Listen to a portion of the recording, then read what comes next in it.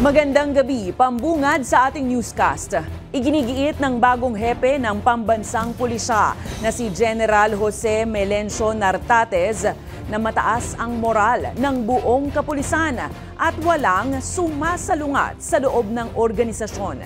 Sa exclusive interview ng Balitang A to Z, nagbigay ng 3 buwang deadline si Nartates para aksyonan ang mga kaso ng mga tiwaling pulis. Ang Balitang A to Z ni Kim Salinas.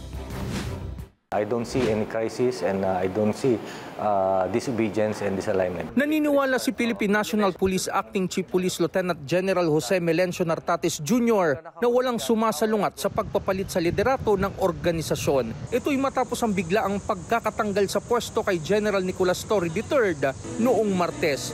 Pero si Torre hindi na nagpakita sa Campo Crame matapos maghain ng mandatory service leave. Sa one-on-one interview ng Balitang A to Z, iginiit ng bagong PNP chief, the morale of the PNP right now at all level is high. Pagka meron naman nakaupo na chief, of course, they will align with the programs and or kung ano yung sinasabi ng chief PNP.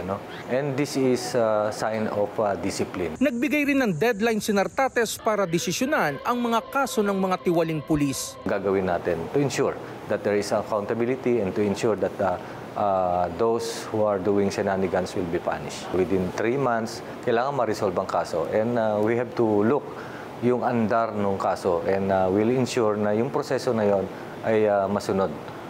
That is procedural. Bilang dating hepe ng National Capital Region Police Office o NCRPO, agad na pinaaksyonan ni Nartates ang lahat ng mga pulis na may nakabingbing kaso kung dapat manatili o i-dismiss sa serbisyo. Sa issue naman kung magpapatupad siya ng balasahan sa PNP, titignan muna natin ang performance ng bawat isa. Of course, regular yung movement ng police, lalong-lalo na we are a national police, You can be assigned anywhere else. Si Nartates ang ika-32 hepe ng pambansang pulisya at kabilang sa Philippine Military Academy Class of 1992, ito ang huling PMA batch na pumasok sa PNP.